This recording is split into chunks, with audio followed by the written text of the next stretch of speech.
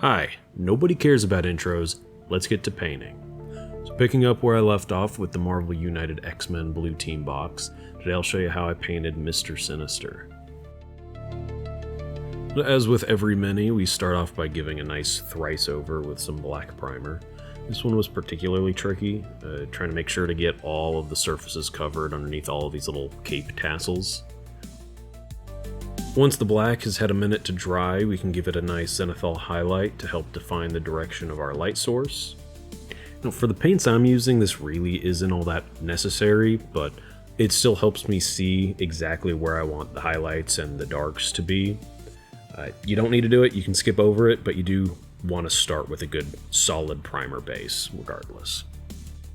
Now, with priming all done and dry, I'll add the first set of paints to my wet palette. We're starting off with pure black, Cobalt Hue, and titanium white, as well as some thinner off to the side.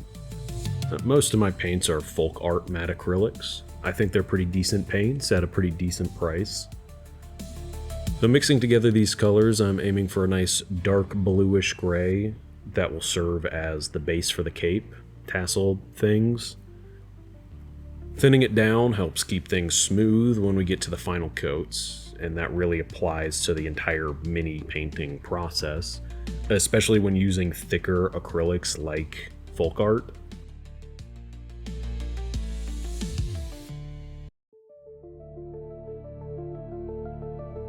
Now with the first base layer down, I'm hitting the recesses on the back with some pure black.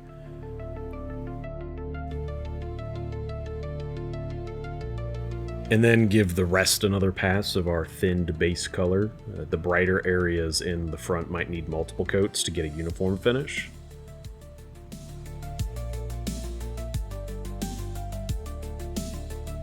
But before moving fully onto the front, I do go back and give some of the high points on the back a simple blue highlight, just to make things back there pop a little bit more. Now, pulling in some white to our base color, we can start brightening up the front sections, making sure to keep areas darker that are hidden under or behind other tassels or the body.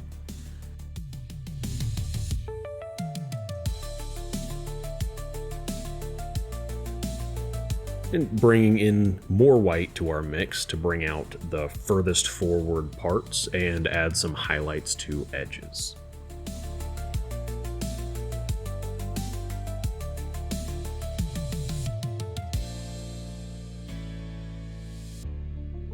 Now for these collar tassels, I'm aiming to get a little color gradient, with the highest points being the brightest.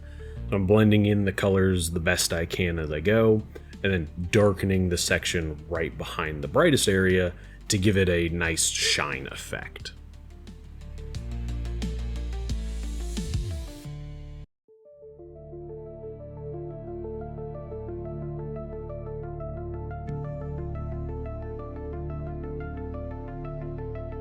Using our same three paints, I'm mixing a lighter grayish blue for the base color for the suit, which is completely different from the bluish gray we used on the cape.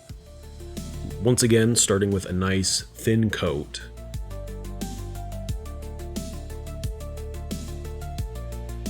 And for the boots and the gloves, I pulled from that darker color mix that we used on the cape.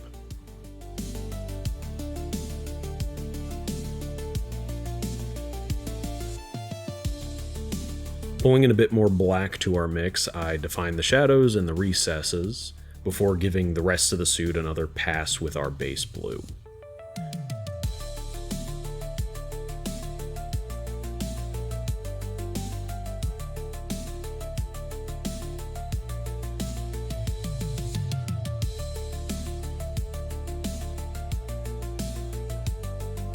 Now pulling in more white, we can add in the shines and highlights.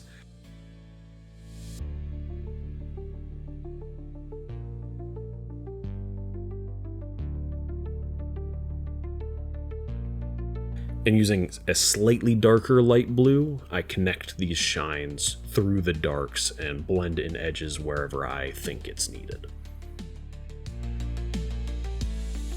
Using pure white, we can hit the edges and highest points to really sell that shine.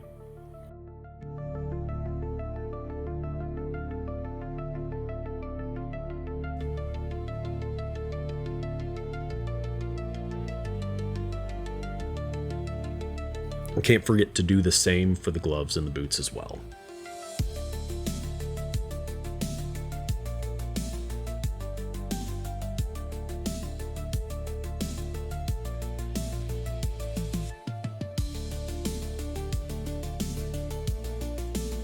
And before moving on to the reds, I'm using a fairly thin down black with my smallest brush to bring out all those little horizontal lines around the suit.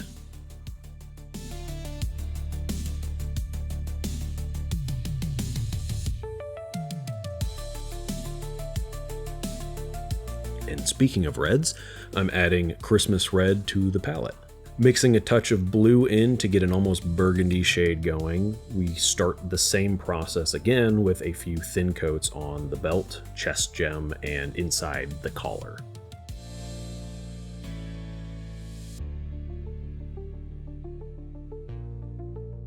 Going back over the front sections with pure red to brighten it up, as well as the top of the collar.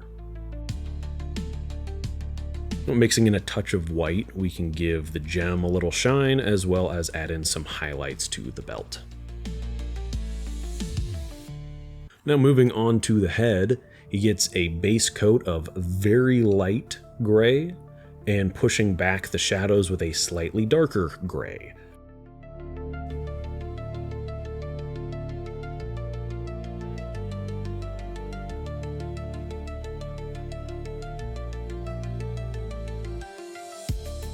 Moving on to the eyes, I like to start with a black and build up the layers of the eyes on top of it, making sure to do my best to leave a little rim of black around the eyes as I go.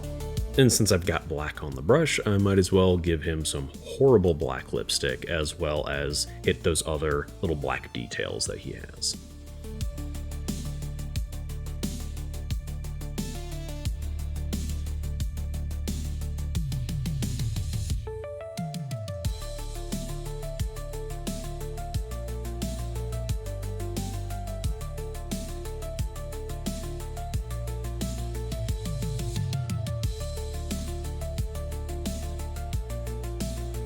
Now back to the eyes, I'm just building up progressively brighter reds until I'm happy with the way they look.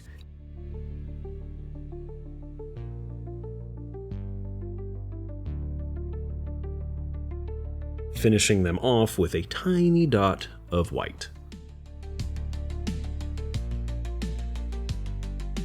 Now for the hair, I'm using an almost black gray for the top, pure black for the sides and back, and a lighter dark gray to add in some highlights.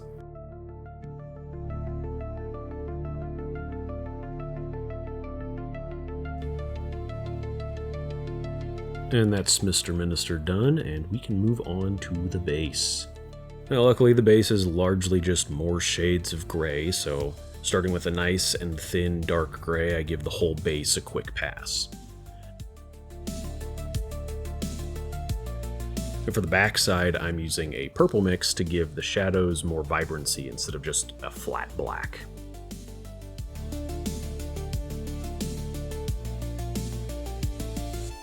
Now we can start building up some more brighter grays on the front, keeping in mind the direction of our imaginary light source.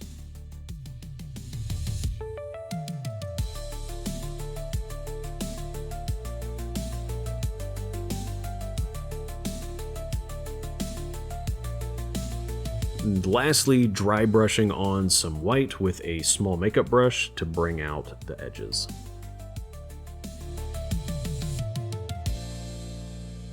Using some very thin down Runefang Steel from Citadel, I give all the little metal bits hidden in the rubble a single pass.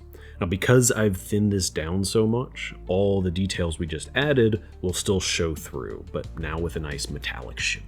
And lastly, using some Valdor Gold, again very thin down, I'm just stippling around the edges and recesses of those metallic bits to add in some rusty color.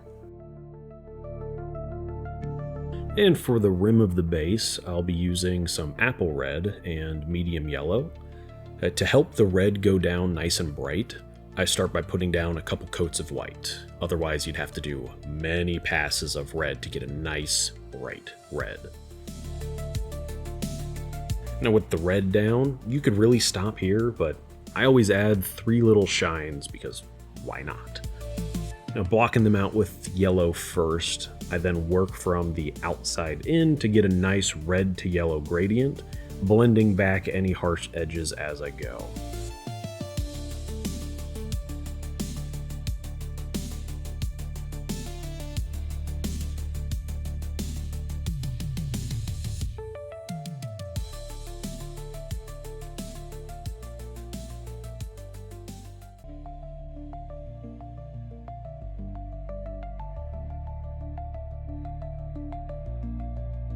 And then in the center, I mix in some white to the yellow, ending with a thin line of pure white. And with that, Sinister is done.